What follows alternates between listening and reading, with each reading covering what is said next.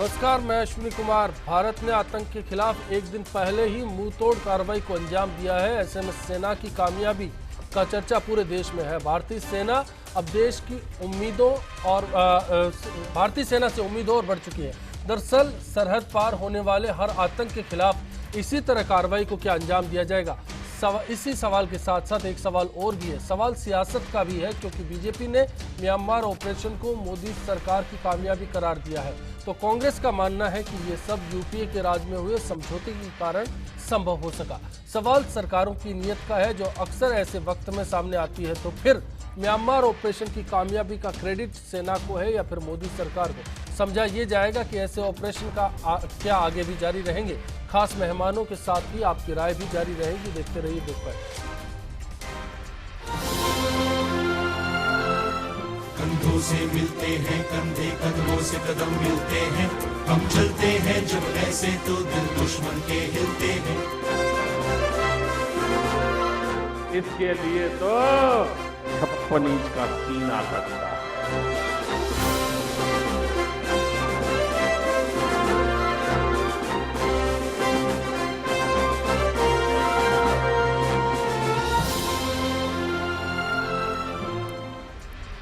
Fight live में आज के इश्यू पर चर्चा के लिए खास मेहमान जुड़ चुके हैं हमारे साथ। बीजेपी नेता सुमन शर्मा जी हमारे साथ हैं, कांग्रेस नेता गिरिराज गर्ग जी हमारे साथ हैं, फिन के अध्यक्ष जसबीर सिंह जी हमारे साथ हैं, ब्रिगेडियर भगवान सिंह जी और वरिष्ठ पत्रकार ओम सैनी जी बातचीत में हमारे साथ होंगे।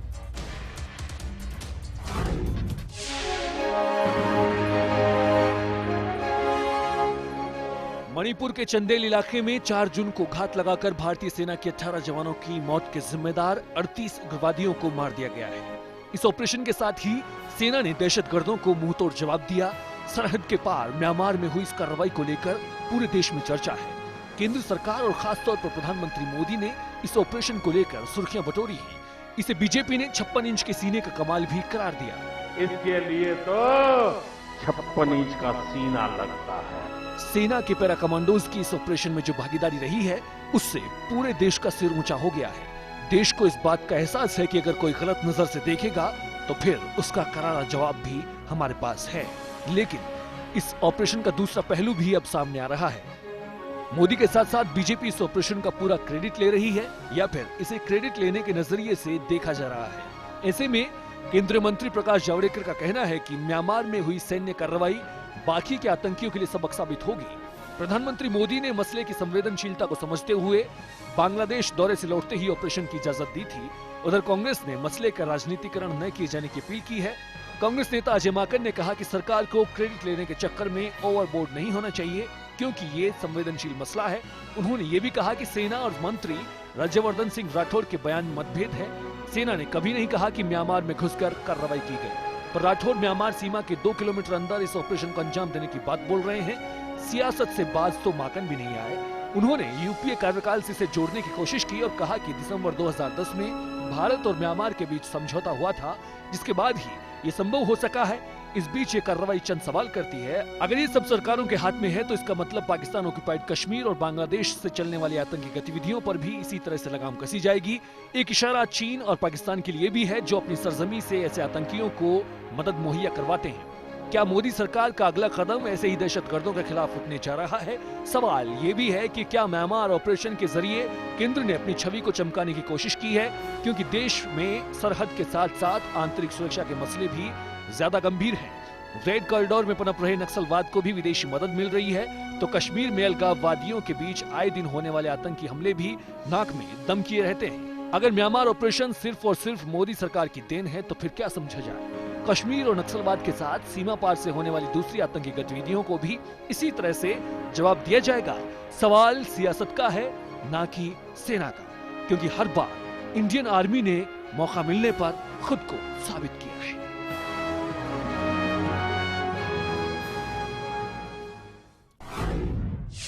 समझना यही बेहतर होगा कि म्यांमार में जो कुछ हुआ उसके बाद आगे क्या होगा और उससे पहले की तस्वीर का सच क्या है। सुमन शर्मा जी, इसके लिए मोदी सरकार क्या क्रेडिट ले रही है, ये जानना चाह रहे हैं कि ऐसा क्यों है? सेना के लिए ये एक ऑपरेशन था या फिर सेना ने सिर्फ मोदी के कहने पर ऑपरेशन किया? अश्विनी, मैं आपका अभी वो आप लोगों ने जो इस पूरी कहानी पे जो स्टोरी चलाई जी। उसकी अंतिम लाइन को याद दिलाना चाहूँगी। आपकी स्टोरी से ही बात प्रारंभ करूँगी कि सेना को जब भी अवसर मिला उसने अपने आप को प्रमाणित किया। इसी लाइन से अब मेरी बात प्रारंभ होगी कि सेना को अब तक क्यों नहीं अवसर मिला। सेना को जब भी अवसर मिला, मतलब सेना के हाथ बांध रखे थे। यही बात तो बीजेपी कह रही है, यही बात हमारे लोग कह रहे हैं। तो इसको कि बीजेपी क्रेडिट ले रही, बीजेपी कहीं कोई क्रेडिट नहीं ले रही है। बात हो रही है कि सरकार के कॉन्फिडेंस की, विल पावर की। क्यों नहीं सरकार की? अब तक पूर्ववर्ती सरकारों में ये विल पावर था कि ये डिसीजन हो कि सेना के हाथ खोल दिए जाएं। सेना को दे दिया ढाल, तलवार नहीं चलानी है, बंदूक नहीं चलानी है, ढाल से युद्ध करो। तो कैसे युद्ध होगा?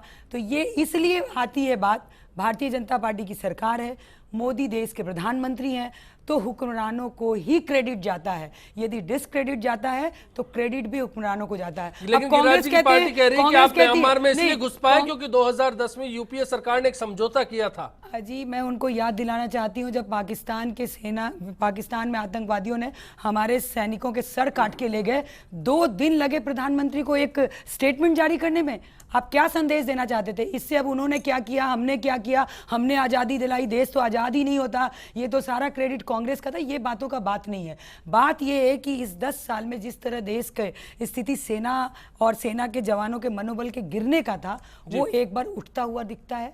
देश अपने आवाज के साथ, अपनी ताकत के साथ सेना के साथ खड़ा हो गया है। विश्व में एक संदेश गया कि भारत की ओर आंख उठा के अगर बुरी नज़र से देखोगे, प्यार से देखोगे तो दिल भी देंगे, जान भी देंगे, लेकिन बुरी नज़र से देखोगे तो जवाब देंगे, आपकी सरहद में घुस के आपको मारेंगे। और ये केवल पाकिस्तान पाकिस्तान अभी चिल्लाने लगे हमारे कांग्रेस के मित्र। आज दिन भर मैं टीवी डिबेट में यही देख रही हूँ, पाकिस्तान बहुत याद आ रहा है उनको जब करना था तब तो कुछ किया नहीं। पाकिस्तान ने आरोप लगाए हैं कि मोदी अब दुनिया में अशांति फैलाना चाह रहे हैं। हाँ, क्योंकि अब उनके यहाँ अशांति होने वाली है, उनकी दादागिरी खत्म होने वाली है, तो बिल्कुल वो करेंगे। अगला टारगेट पीओके होगा। देखिए, अशांति किसी देश में मोदी जी पैदा नहीं करना चाहते। मैं उसी बात पे आ रही हूँ कि ये संदेश है उस सेना की ओर से कि हम में ताकत है, लेकिन हमारी सरकारें हमको आदेश नहीं देती थी।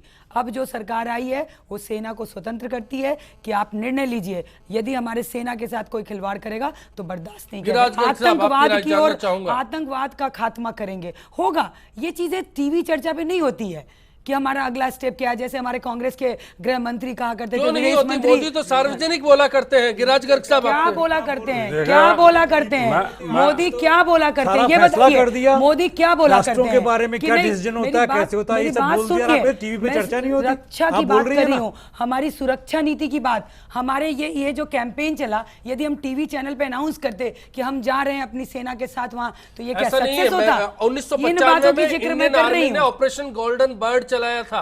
1995 में भी यही म्यांमार था और वही उल्फा उग्रवादी सामने थे, टारगेट पर थे। मैं गिरिराज गर्ग साहब, आप कुछ कहना चाहेंगे इस मसले पर? देखिए, मैं पहले तो सल्यूट करता हूं आर्मी को, जिन्होंने आतंकवाद के खिलाफ एक बहुत बड़ा ऑपरेशन करके और ये कामयाबी हासिल की। अब ये क्या है कि चूंकि राजनीतिक मुद्दा नहीं होना चाहिए, लेकिन दुर्भाग्य है देश का कि हर मामले में राजनीति का फुट देना जरूरी होता है।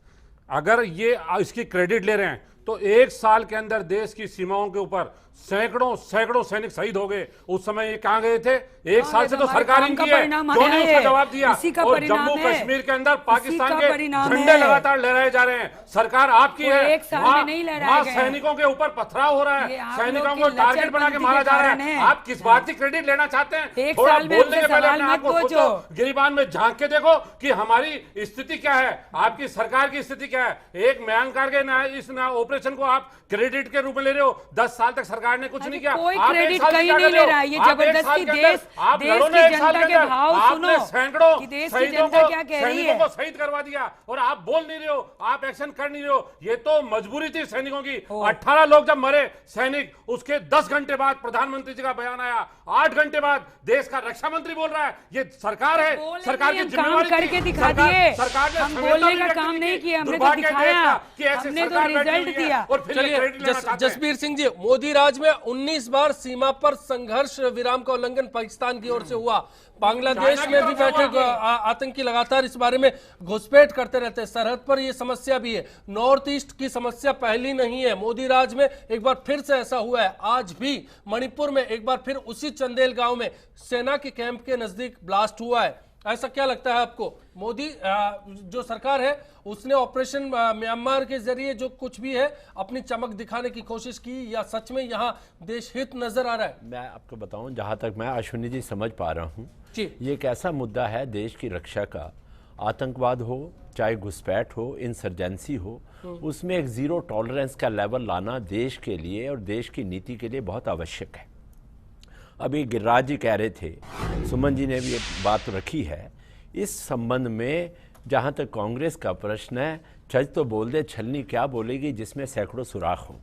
आज जीरो टॉलरेंस के लिए जो प्रधानमंत्री ने, आज जो अभी वर्तमान प्रधानमंत्री है, उन्होंने जो कार्रवाई की है, आप देखिए पिछले 10 साल का जो रिकॉर्ड है उसके अंदर तुष्टीकरण के नाम पर समझौतावादी रुख अपनाने के कारण देश को कितनी जगहों पर कॉम्प्रोमाइज करना पड़ा।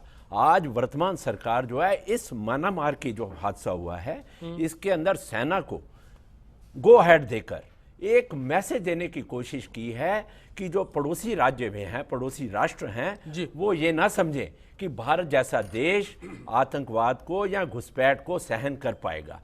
म्यांमार में जो कार्रवाई की है सेना ने, उसका स्वागत किया जाना चाहिए। उस पर राजनीति करने के बजाय हमारे को सेना का मनोबल ऊंचा करना कौन है, कर रहा है? और सरकार दोनों तरफ से बराबर है। सरकार जसबीर को सिंह जी, वो है। दोनों तरफ से बराबर देखिए, बयान है। देश के रक्षा मंत्री ने या देश के प्रधानमंत्री ने इस घटना पर कोई भी किसी किस्म की टिप्पणी नहीं की है, सिर्फ कार्रवाई की गई है वर्तमान सरकार। प्रकाश जावड़ेकर बोले, राज्यवर्धन सिंह बोले, देखिए और किसकी जरूरत है? उन्होंने सेना का पक्ष और सरकार का पक्ष रखा कि अगर हमारी सेना के साथ पड़ोसी राज्यों में से किसी भी तरीके की घुसपैठ कर हमारे सैनिकों के साथ कोई घटना की जाएगी तो उसका जवाब दिया जाएगा। सरकार में होने के नाते सरकार का प्रकाश जावड़ेकर के इस पैगाम को मैं किस तरह से समझूं? साफ तौर पर कि म्यांमार की घटना ये दिखा देती है कि हर आतंकी के लिए ये एक सबक है। सोच लेना चाहिए, देश में मोदी राज है। इसलिए उसका स्वागत किया जाए। वर्तमान सरकार है, अब प्रधानमंत्री जो अगर उस देश के हैं तो हमारा देश के नागरिक होने के नाते उनके हाथ मजबूत करने का काम है, ना कि उसके ऊपर एक ओम सैनी जी, प्रकाश जावड़ेकर के इस बयान को किस तरह से समझा जाना चाहिए? देखिए, प्रकाश जावड़ेकर के बयान की तो बाद में चर्चा करेंगे। सबसे पहले तो ये चर्चा कि जब भी भारतीय फौजों को मौका मिला है, उन्होंने अपनी ताकत का प्रदर्शन किया, सही तरीके से किया है। अब मत भूलिए कि कश्मीर की रियासत जब पाकिस्तान के साथ में मिलना चाहती थी या स्वतंत्र रहना चाहती थी, उस सब जब राजा हरि सिंह ने भारत के साथ में कश्मीर को विलय किया और उसके बाद में कबायलियों को जिस तरीके से हमने खदेड़ा, वो भी एक उदाहरण है। 1971 में बांग्लादेश के वक्त में जब बांग्लादेश ने हमसे मदद मांगी और मुजीबुर रहमान की जो सरकार बनी, वो भी, उसमें भी हमारी लड़ाई का एक हिस्सा है। हमने कैसे पाकिस्तानियों को कैसे तारे दिखाए। साथ साथ में ये जो भी म्यांमार के साथ में हुआ, देखिए संप्रभु राष्ट्र जो हमारे सीमाओं के साथ में जुड़े हुए हैं, उनमें इस तरीके से घुसपैठ नहीं की जाती। भावनाओं के साथ बह करके जुमले फेंकने से कुछ नहीं होता, क्योंकि जो युद्ध अपने आप में बड़ा जोखिम भरा होता है, उस पर बहुत कुछ सोचा जाता है। उस पर कितने दिन हम लड़ सकते हैं, कैसे उसके क्या क्या कॉन्सिक्वेंसेज होंगे। बदले हुए हालात में जैसा मौका मिल रहा है, आज जैसा विश्व बन गया, ऐसी स्थिति में हमारा ये जो टारगेट था, ये हमने सफलतापूर्वक हासिल किया। लेकिन यही बात हम पाकिस्तान के साथ में सोचें, संकेत तो दिया जा सकता है, लेकिन उस तरीके से उत्तेजित होकर के और आमंत्रित यहाँ 56 इंच का सेना काम ये करेगा? नहीं, ये बहुत ही रद्दी जुमला है, जिसको कि भारतीय प्रधानमंत्री को नहीं बोलना चाहिए। भारतीय प्रधानमंत्री बहुत जिम्मेवार होता है, वो जानता है कि युद्ध के परिणाम क्या होते हैं। युद्ध होने से देश की जनताएं किस तरीके से नष्ट होती हैं, कैसे भूख में मरती हैं, कैसे बेरोजगारी आती है, कैसे विनाश होता है। तो ऐसी स्थिति में इस तरह के जुमले छोटे राजनेता बोले कोई बात नहीं, लेकिन प्रधानमंत्री के मुंह से इस तरह की बात करिए। जावड़ेकर साहब जो बोल रहे थे, मैं कह रहा हूं भारतीय जनता पार्टी के वर्तमान शासन में सबसे बड़ी खामी यही है कि हर नेता मोटे जुमलों में बोलना चाहता है, गंभीर प्रश्न समझना होगा। मैं जुड़ूंगा आपसे फिर से। गोविंद जी फतेहपुर से जुड़े हैं और खालिद साहब हमारे साथ बीकानेर से जुड़े हैं। गोविंद जी, आप कुछ कहना चाह रहे हैं? जी, मैं नमस्कार। मैं ये कहना चाह रहा था कि जी मैं ये कहना चाहूंगा कि जो बीजेपी है इन्होंने ये ऑपरेशन किया है, ये सेना का ऑपरेशन है, इसके लिए तो सेना को बहुत बहुत बधाई। लेकिन इस तरह के ऑपरेशन के जम्मू कश्मीर में जिस तरह से हमले हो रहे हैं, सेना पे हमले होते हैं, उससे बीजेपी क्यों जिम्मेदारी नहीं लेती? और क्या ऐसे जो हमले हैं वो ये इस तरह के ऑपरेशन है? शुक्रिया आपका। खालिद साहब, आप कुछ कहना चाह रहे हैं? सर नमस्कार। जी नमस्कार। जो फौजी लोग मारे गए हैं उनको मेरा नमन, जो शहीद हुए हैं उनको बहुत बहुत नमन। दूसरे मैं सभी हमारे नेताओं से गुजारिश करना चाहूंगा, वो सभी मतलब हमारी आर्मी का हौसला बढ़ाएं, ये गंदी राजनीति करना छोड़ें, आर्मी का हौसला बढ़ाएं, उनको ऐसी सहूलियतें दें, ऐसे मतलब उनको उपकरण हासिल कराएं जिससे आतंकवादियों का अगर एक मारे तो इधर से 10 मारे। चलिए, शुक्रिया आपका इस राय के लिए। ब्रिगेडियर भगवान सिंह जी, अब आपसे मैं जानना चाहता हूं कि सेना का इंप्रेशन ऐसे हालात में कैसा होता है? देखिए, बात यह है कि मैं तो ये सुन रहा हूँ पार्टियों की, और जो जिस किस्म से अपने शीर्ष नेता इस बात की होड़ में लगे हुए हैं क्रेडिट लेने के। आर्मी को क्रेडिट से ना क्रेडिट से मतलब नहीं है। बात यह है कि चिंता का विषय ये है कि यदि हमारी सरकार बड़ी एफिशिएंट है, हमारा सिस्टम बहुत अच्छा है, हमारी गवर्नेंस बहुत अच्छी है, तो हमारा इंटेलिजेंस सिस्टम कहाँ चला गया? आज तक कभी इतना सुना आपने 20 फौजियों को किसी ने इस तरह से शहीद कर दिया हो कोई एम्बुश में कहीं भी? ये पहली घटना हुई कि इतना बड़ा ऑपरेशन सफल हुआ मिलिटेंट्स का। जी, ये कैसे हुआ?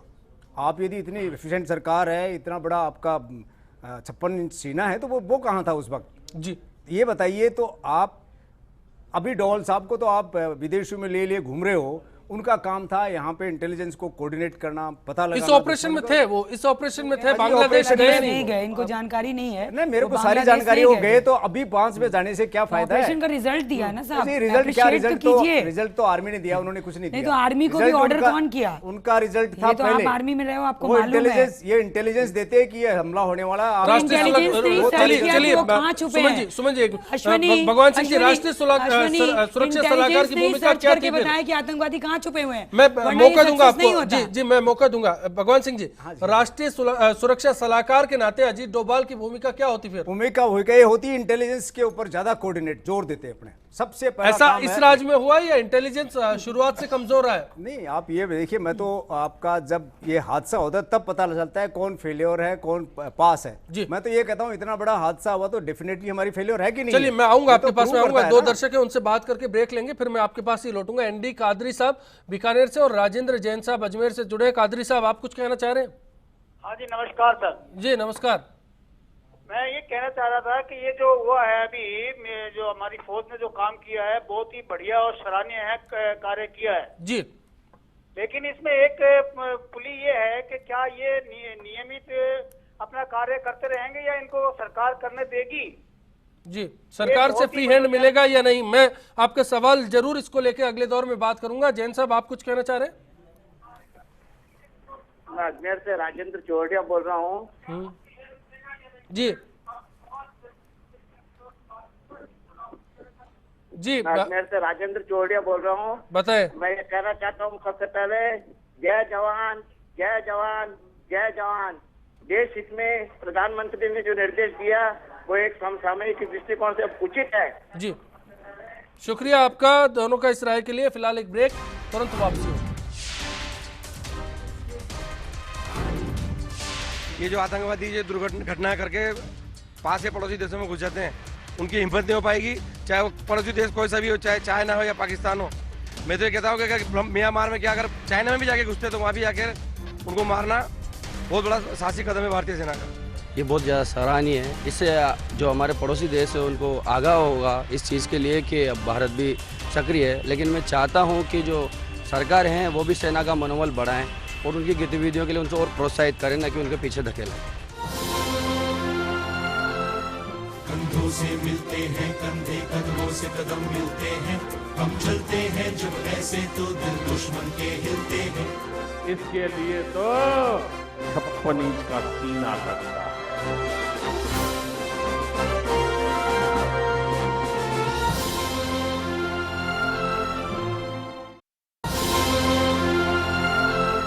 कंधों से मिलते हैं कंधे, कदमों से कदम मिलते हैं, हम चलते हैं जब ऐसे तो दिल दुश्मन के हिलते हैं। इसके लिए तो 56 इंच का सीना लगता है।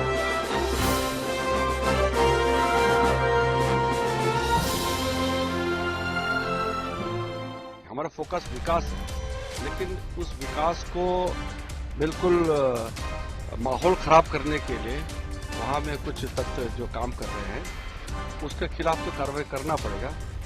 हमारा देश में घुस करके किसी और जगह से ट्रेनिंग ले करके हमारा यहाँ जब नुकसान पहुँचाता है तो उसका जवाब देना वो भारत का कर्तव्य होता है। सीमांत राज्यों की शांति और सुरक्षा बरकरार रखने के साथ साथ हमारी राष्ट्रीय अखंडता और सुरक्षा के खिलाफ किसी भी प्रकार के खतरे का करारा जवाब दिया जाएगा। एक संदेश है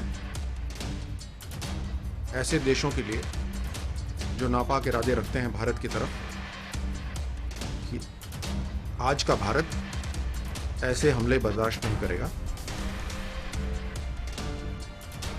और हर वो तरीका अपनाएगा जिससे भारत को सुरक्षित रखा जा सके।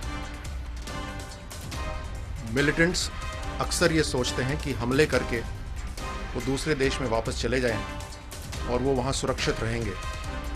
ऐसा संभव नहीं है। अब ये कोई कुश्ती का खेल नहीं है जहाँ अपने पाले पे जाने के बाद कोई आउट नहीं कर सकता। इस चर्चा में आज हमारा सवाल है, क्या म्यांमार में सैन्य कार्रवाई से मोदी के आलोचकों का मुंह बंद हो गया है? आप अपनी राय हमारी वेबसाइट के साथ साथ फेसबुक पे और ट्विटर पर #बॉर्डर टाइप करके भी हमारे तक पहुंचा सकते हैं। अश्विनी शर्मा जुड़े हैं हनुमानगढ़ से, हमारे साथ हैं। दर्शक बताइए अश्विनी जी, आप क्या कहना चाह रहे हैं? सर जी, मैं ये कह रहा हूँ जैसे मोदी जी को और अन्य नेताओं को भी है ना इसमें पूरा मंत्री का सहयोग करना चाहिए सर जी। तो पहले भी क्या है कि हमारे जो 5 सैनिकों में सिर काटे थे और ये किया था, तो देश में कितने प्यार करने सरकारों से फ्री हैंड की अपेक्षा होती है। भगवान सिंह जी, यही एक बड़ा सवाल है, क्या सरकारों से फ्री हैंड आर्मी को मिल पाता है या नहीं मिल पाता? देखिए, बात यह है कि आर्मी तो आर्म्ड फोर्सेस हैं, वो अपने खुद के डिसीजन से तो ऐसा फैसला ले नहीं सकते हैं क्योंकि एक डेमोक्रेसी फ्री हैंड की सवाल चलिए हम ठीक है यूपीए एनडीए के बीच ही तुलना कर लेते हैं। पहले अटल राज कारगिल हुआ, उसके बाद यूपीए के राज में लगातार संघर्ष विराम, और जिस बात का जिक्र लगातार सुमन जी करती आ रही है, गर्दन काट के सरहद पार ले गए, उस बात का जिक्र कर लेते हैं। और इस बार फिर से एनडीए सरकार हमारे सामने है और ऑपरेशन म्यांमार। नहीं, देखिए बात यह है कि डिसीजन तो पहले भी, जैसे आप वेस्टर्न बॉर्डर की बात करते हैं तो कोई मेरे को तब्दीली फर्क नहीं पड़ रहा कि बीजेपी की सरकार आने से या कांग्रेस की सरकार आने से कोई उसमें स्थिति में फर्क पड़ा है। वैसे और इंटेलिजेंस की बात कर रहे थे आप, इंटेलिजेंस क्या लगातार कमजोर होता है लेवल की अगर बात की जाए? ये तो आप देखिए, ये तो साफ साफ जाहिर होता है कि जो म्यांमार इसमें मणिपुर में हुआ वो इंटेलिजेंस फेलियर थी, हमें उस पर गौर करना चाहिए। जसबीर सिंह जी, अब मैं आपसे राय जानना चाहूंगा, इंटेलिजेंस फेलियर था तो ऐसे में किस सरकार का रोल और कहां रोल आता है? देखिए, इंटेलिजेंस जो है अपने स्तर के ऊपर कार्य करती है। सरकार का और सेना की ये भूमिका होती है कि अगर कोई भी घटना इस देश की धरा पर होती है तो उसका टैक्टफुली स्ट्रेटजी वाइज जवाब देना सेना का और जो भी सरकार होती है गद्दी पर उसका ये दायित्व होता है। जहां तक हम समझ पा रहे हैं, और अभी आपने भी अपने दर्शकों से जो राय ली, उनके विचार सुने, उससे स्पष्ट है कि भारत देश की जो एक छवि पिछले काफी समय से एक सॉफ्ट स्टेट की बन गई थी, उस सॉफ्ट स्टेट की छवि को बदलने की बहुत बड़ी जरूरत है। और उसकी तरफ मैं समझता हूँ इस घटना से बदला है, इस घटना से यस, निश्चित तौर पर आप एक कदम आगे गए हो कि भारत की सेना के पाकिस्तान और चाइना तक ये पैगाम गया है, साथ या हमारे नागरिकों के साथ पाकिस्तान और चाइना तक क्या ये पैगाम गया है? बिल्कुल निश्चित तौर पर जाता है। अगर आप कोई भी अगर आप ठोस कार्रवाई करेंगे तो उसका संदेश आज की दुनिया में आपके पड़ोसी राज्यों में भी जाएगा। अगर आप कोई ऐसा डिफेंसिव मेजर लेंगे तो उसका भी एक सॉफ्ट स्टेट की जो इमेज गई, उसकी वजह से देश का, नागरिकों का और सेना का कितना मनोबल गिरा और कितना नुकसान हुआ। चलिए मैं दर्शकों से भी जान लेता हूं इसको। बिल्कुल, धर्मेंद्र जी भरतपुर से और इंद्र ओझा साहब बीकानेर से जुड़े हैं। धर्मेंद्र जी, आप कुछ कहना चाह रहे हैं? मैं धर्मेंद्र कुमार शर्मा कामावर्त राजस्थान से बोल रहा हूँ सर जी। हाँ जी, बताएं। सबसे पहले मैं भारतीय सेना को हार्दिक बधाई देना चाहूंगा और साथ ही राजनीतिक दलों से विनम्र निवेदन करूंगा कि राष्ट्रभक्ति मानकर सेना व शहीदों का हौसला बढ़ाएं। जी, शुक्रिया आपका। जी धर्मेंद्र जी, शुक्रिया। इंद्र ओझा साहब, नमस्कार सुनील जी। जी, सबसे पहले तो मैं भारतीय सेना के जवानों को सलूट करता हूं सर जी, और सभी मेहमानों को नमस्कार, सोमन जी को प्रणाम करता हूं जी नमस्कार। अश्विनी जी, आज जो ये घटना देश के सामने आई, इससे भारत का इतना गौरव बढ़ा है। देखिए, भारत की सेना का सीना तो पहले ही 56 इंच का था, लेकिन इस देश को 56 इंच के सीने वाला प्रधानमंत्री नहीं मिला। अब 56 इंच वाला प्रधानमंत्री भी मिल गया जी। अब ये सेना 56 इंच का प्रधानमंत्री और हमारी सेना का 56 इंच का सेना मिलकर भारत की तरफ आंख उठाकर देखने वाले एक तो चलिए छवि बदली है जी, छवि बदली है। शुक्रिया आपका इस राय के लिए। ओम सैनी जी, क्या सच में भारत की छवि बदली है अंतर्राष्ट्रीय मंच पर इस घटना के बाद? क्या संदेश जा रहा है? देखिए, मैं कहना ये चाहता हूँ कि जिस इजराइल को बड़ा आइडियल बना करके और अभी सारी खबरें छप रही हैं कि इजराइल किस तरीके से अपने टेररिस्ट के साथ में पेश आता है, वहाँ के नेता कभी नहीं बोलते कि हम ये कर देंगे या वो कर देंगे। उन्हें जो करना होता है वो चुपके से कर डालते हैं। तो भारतीय नेताओं को समझना चाहिए कि जनता को इस तरीके से उद्वेलित नहीं करना चाहिए। जनता के सामने यथार्थ रखना चाहिए। यथार्थ क्या है, इसको समझाने की चेष्टा की जानी चाहिए। मेरा कहना यह है कि युद्ध या इस तरीके के, ये तो सही है कि अगर सीमाओं पर कुछ भी होगा तो हम बर्दाश्त नहीं करेंगे, लेकिन बर्दाश्त नहीं करने के लिए कीमत बहुत चुकानी पड़ती है। अगर ये इतना सहज होता तो पाकिस्तान की सीमा पे जितने टेररिस्ट कैंप बने हुए हैं उनको एक दिन में हम नष्ट कर सकते हैं, लेकिन उसके कॉन्सिक्वेंसेस क्या होंगे? उन कॉन्सिक्वेंसेस को जैसे खुद समझ रहे हैं, नेता समझ रहे हैं, वैसे जनता को भी समझाना चाहिए। इस तरीके से मोटे मोटे जुमलों में 56 इंच का सीना, 56 इंच का सीना, ये कोई अच्छी बात नहीं है। क्या हमारी ताकत के लिए मोदी सरकार की इमेज तो बिल्डअप हुई है, ऐसा तो मानेंगे आप? निश्चित रूप से इसका ये लाभ तो मिल रहा है, लेकिन इस लाभ का नुकसान कभी भी हो सकता है बड़ा खतरनाक तरीके से। पूरे देश को उस लाभ को उसको भुगतना पड़ेगा फिर। सुमन जी, आपकी पार्टी आपके प्रधानमंत्री की इस इमेज को लेकर क्या सोचती है और उसको जो होने वाला संभावित नुकसान है उसके लिए फिर आप लोग ने क्या सोच रखा है? देखिए, अभी नफा नुकसान की मैं बात नहीं करती। युद्ध के ये सारे रीति रिवाजों को हमारी सरकारें भी समझती हैं। सैनी साहब जी बहुत गंभीरता से कह रहे थे कि छलावे में नहीं रखना चाहिए। कहीं हम लोग कोई छलावा नहीं कर रहे हैं, हम वही बात रख रहे थे जो भारत की स्थिति थी। भारत की स्थिति पे चर्चा करते हैं, वो भी इनको पसंद नहीं है। उपलब्धि आती है, वो भी इनको पसंद नहीं है। हमने जो कहा है वो हम करेंगे। जीरो टॉलरेंस की बात प्रधानमंत्री जी ने कही थी, उसको हम करके दिखा रहे हैं। ब्रिगेडियर साहब ने जो बात कही, आपसे ज्यादा इस देश के लिए प्राण देने के तैयार थे। बयान दे रही हूँ, क्या कर रही हैं आप? आपने तो 5 दिन भुगता होगा, मैंने इस कांग्रेस राज को भुगता, सारे शत्रुओं को भुगता। क्या बात बोल रही हैं? भारत के फौज के सम्मान इस तरह के मोटे मोटे बयान देने से देश का कोई जुमला क्यों कहते हो? और क्या कह रही हैं आप? ये फैक्ट है।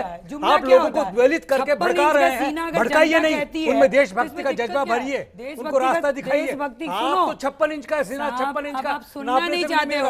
अभी देश के लोग जय जयकार मोदी जी का कर रहे हैं, तो थोड़ा स्वीकार तो कर लो। क्या प्रधानमंत्री के कौन बोल रहा है? आप बेकार होती है, ऐसी प्रशस्ति गान करके भी कुछ नहीं मिलने वाला। जिम्मेदारी होती है, आपने बहुत कर ली, मार के आते यहाँ भी कर ली, तो दिल्ली उसकी में भी कर ली, जिम्मेदारी उससे नहीं तो मिलेगा। हमारी है। जनता तो नहीं देगी, साहब, जनता ऐसे जनता नहीं होता आपको कुछ देगी, आप है। खामत साहब, देखिए, हम लोग पॉलिटिकल बात करते हैं, समझ में आता पॉलिटिकल नहीं, है, आप लेकिन तो जब जुमले देश फेंकते हो ना, की बात, यथार्थ की बात नहीं करते तो करके दिखाया साहब। अरे ये सेना ने दिखाया, सरकार करेगी नहीं दिखाया। सरकार की जिम्मेवारी है ये, सरकार को करना होता है, करना होता है, करना होता है। मोदी की एफिशिएंसी को इनकार नहीं करते, सुनिए, लेकिन मोदी की प्रशस्ति गान नहीं करते। चलिए, हम इस बहस में नहीं पड़ेंगे। मैं सीधा से सवाल है, चलिए कांग्रेस पर क्या असर पड़ेगा इसका? गिराज गर्ग साहब, इसमें अगर मोदी की इमेज बिल्डअप होती है, सुमन जी मैं समझ गई आपकी बात को। जनता को उद्वेलित मत कीजिए, जनता के सामने सच रखिए। 20 दिन से ज्यादा युद्ध नहीं किया जा सकता। पाकिस्तान को ललकारने के, चीन को ललकारने के, आपके खुद के नेता कह रहे हैं कि चुनाव में हमने जुमले दिए थे। स्टूडियो में सरकार करती है, लेकिन देश के माहौल को सरकार ना करे। सूर्य नमस्कार कर रहे हैं तो आपत्ति, ये कांग्रेस के मित्र करें, आप क्यों आप रामायण पढ़वा दीजिए, रामायण महाभारत पढ़वाइए। आप जी ओम सैनी जी, सुमन जी, सुमन जी, सूर्य नमस्कार तो आपत्ति, सुमन जी आप बताइए, जुमला है, सरकार बताएगी। सुमन जी,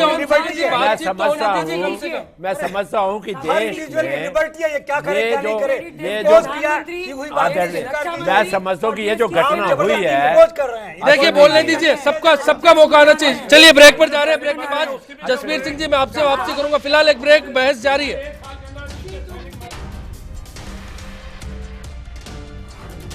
बिल्कुल, ये बहुत अच्छा मैसेज गया है मोदी जी की तरफ से उग्रवादियों को कि अब अगर वो ऐसा कुछ काम करेंगे, हमारे पहले भी जवानों की मौतें इतनी सारी हुई हैं, लेकिन अभी तक की सरकारों ने या प्रधानमंत्री ने उसके ऊपर किसी ने भी एक्शन नहीं लिया। मुझे लगता है कि मोदी सरकार आंतरिक और बाहरी दोनों मामलों में सुरक्षा को लेकर बहुत गंभीर है और पूरी तरह से सक्षम भी है, कर पाएगी। और कुछ दिनों पहले हमारे रक्षा सेवक मनोहर पार्रिकर ने क्लियर भी कर दिया था कि अगर आतंकवादी हमारे देश में घुसकर हमला करेंगे तो हम उनको उनकी भाषा में जवाब देंगे और उनको खत्म कर देंगे। कंधों से मिलते हैं कंधे, कदमों से कदम मिलते हैं, हम चलते हैं जब ऐसे तो दिल दुश्मन के हिलते हैं। इसके लिए तो 56 इंच का सीना लगता है।